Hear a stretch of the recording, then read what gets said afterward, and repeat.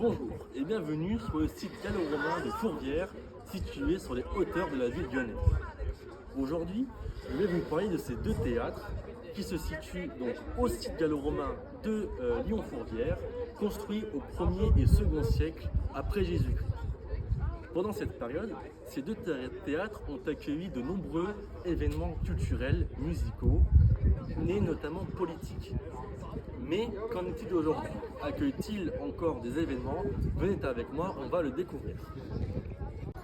Situé au plus haut point de la ville de Loudunum, le site gallo-romain de Fourvière offre une vue imprenable sur la ville de Lyon que vous pouvez apercevoir juste derrière moi. De plus, le site gallo-romain comporte deux théâtres. Le théâtre situé à votre gauche, composant de 10 000 places, ainsi que l'Odéon se trouvant juste derrière moi que nous verrons plus tard. Mais comment ces deux édifices pouvaient-ils se construire à cette époque alors que peu de moyens étaient mis en œuvre? À ces questions, nous allons essayer d'y répondre, je vous laisse me suivre. Derrière moi se trouvent les blocs de pierre que les Romains utilisaient pour construire leurs édifices, notamment leurs gradins. Ces blocs de pierre étaient ramenés par bateau grâce à la Saône qui était située à cette époque au niveau du funiculaire d'aujourd'hui. Arrivés donc en bateau au niveau de la Saône, des machines élévatrices les ramenaient jusqu'à cette colline. Par la suite, nous pouvons constater dans certaines pierres, comme nous voyons juste ici, ou ici, que certains gradins étaient troués et ça leur servait à positionner un instrument pour placer les blocs au bon endroit dans les gradins. De plus, nous n'avons pas d'informations concrètes sur le nombre d'ouvriers et d'esclaves qui construisaient ces deux édifices. Mais nous avons une estimation de 10 à 15 ans de construction pour ces deux édifices, qui est pour cette époque assez court, notamment du fait par la taille de l'Odéon situé juste au-dessus de moi, puisqu'il est plus petit, donc beaucoup moins de temps pour sa construction. Et on estime que ces constructions se faisaient en une saison, c'est-à-dire de mars-avril jusqu'à octobre à peu près, là où le temps est, où il fait beau, où il fait chaud, parce que l'hiver, la saison hivernale était trop difficile, trop compliquée pour les Romains pour construire cet édifice avec la neige, la pluie, les mauvais temps, les risques de blessures pouvaient s'accentuer.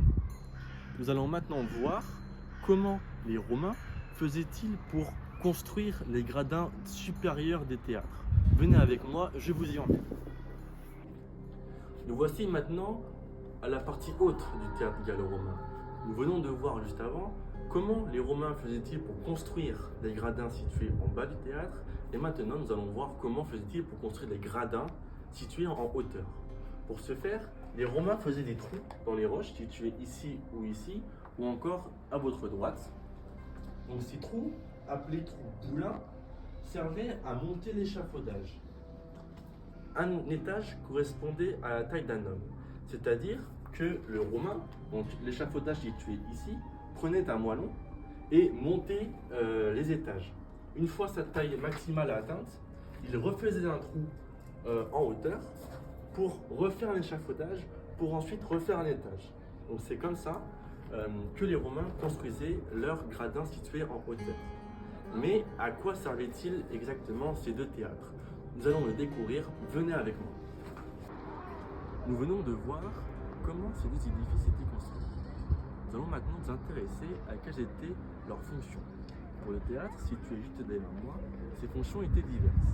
En effet, des scènes de pantomime étaient accueillies dans ce théâtre. C'était des scènes de tragédie où les acteurs étaient munis de masques qui contenaient peu de dialogue. La musique les accompagnait et donc c'était quelque chose de très visuel.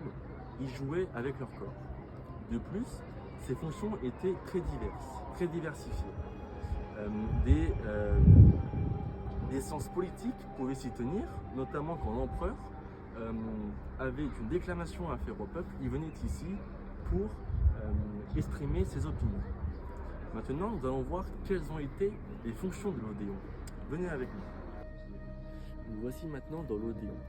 C'est le plus petit des deux théâtres. En effet, il comporte 3000 places, quant à 10 000 pour le Grand Théâtre. Ce théâtre était à l'époque la salle polyvalente du village. La définition originale, où il y a le mot chant, cours d'université. Donc c'est ici que se faisaient les cours d'université de l'époque, ainsi que des cours de chant. De plus, c'est ici que des réunions privées se tenaient, du fait de sa petite comité, qui était possiblement accessible à tous. Donc il a donc ses fonctions polyvalentes. De plus, on peut estimer que ce théâtre était couvert par un toit. On peut l'estimer grâce à sa forme, tout d'abord circulaire, mais aussi par sa capacité. En effet, comme il est plus petit, il était donc plus facile pour les Romains de refermer le toit. Contrairement au théâtre qui lui est beaucoup plus grand, il était donc difficile pour eux de construire un toit au-dessus de ce géant édifice. Les prix des places n'étaient pas connus, puisque en effet à cette époque, beaucoup d'artistes offraient les spectacles, c'est-à-dire que le spectacle était gratuit pour les citadins. Maintenant, nous allons voir est-ce que cet emplacement géographique était stratégique, était voulu pour les Romains. Venez avec moi, on va le découvrir. Comme énoncé précédemment, le site gallo-romain de Lyon se trouve au plus haut point de la ville de Lugdunum. En effet, ce site offre une vue imprenable sur la ville de Lyon. C'est donc stratégique pour les Romains de s'implanter ici, puisque, ayant cette vue imprenable, ils pouvaient voir si à l'horizon, les potentiels ennemis s'approchaient de leur cité. Maintenant, ce site est transformé en site touristique. Un nombre incalculable de touristes viennent ici à l'année contempler la ville lyonnaise et son architecture. Ah bah oui. Maintenant, nous allons voir quels événements ces deux sites accueillent encore aujourd'hui. Venez avec moi, nous allons le découvrir. Nous voici maintenant situés au sein même du théâtre. Ce théâtre, agencé en arc de cercle, pouvait accueillir 2000 spectateurs. Ces spectateurs pouvaient réserver en avance leur gradin, c'est-à-dire que les plus aisés se situaient en bas du théâtre et les plus hauts en haut. De plus, des projets de rénovation ont été instaurés depuis sa création. En effet, ces moellons que nous pouvons voir qui constituent les gradins ne sont pas d'origine, ce sont des reconstitutions. Le site travaille avec la DRAC, qui est la direction des affaires reconstitution historique, pour financer le projet de rénovation. Des projets sont demandés par le site et suivant le budget, acceptés ou non par ce service de professionnels qui rénovent les sites historiques. De plus, ce site accueille aujourd'hui des événements culturels. Par exemple, les Nuits de Fourvière, qui chaque année est un festival événementiel, ou encore une énorme scène qui se situe en bas de ce théâtre accueille de nombreux spectacles culturels. De plus, des groupes de danseurs ainsi que des spectacles viennent contribuent à la vie de ce site. La visibilité de ce site est très importante pour les personnes qui y travaillent. Cela offre au public une envie de venir ainsi que sa gratuité qui est mise à disposition. Nous allons maintenant voir l'Odéon et ses fonctions. L'Odéon accueille aujourd'hui très peu d'événements culturels. En effet, du fait de sa petite comité, il est beaucoup moins réputé que le théâtre que je vous ai présenté juste avant. Nous pouvons le voir autour de nous, très peu de touristes, peu de citadins viennent ici se ressourcer.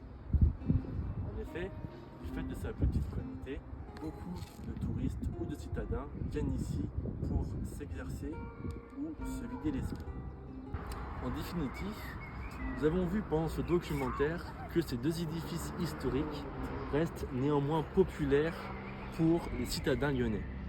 En effet, ces deux théâtres font encore parler d'eux encore aujourd'hui, du fait qu'ils accueillent encore aujourd'hui même des événements culturels, notamment avec le théâtre, présenté juste auparavant, mais aussi des événements musicaux ainsi que de nombreux festivals en tout genre. De plus, ces théâtres n'ont jamais cessé de fonctionner. En effet, ils servaient déjà à l'époque romaine, partie de théâtre, tout ce qui était festival, fêtes culturelles, et l'Odéon pour les universités, les cours de chant, etc. Et maintenant, des événements culturels encore viennent aujourd'hui pâlir les Lyonnais. J'espère que ce documentaire vous aura plu et je vous donne rendez-vous très bientôt pour un prochain documentaire.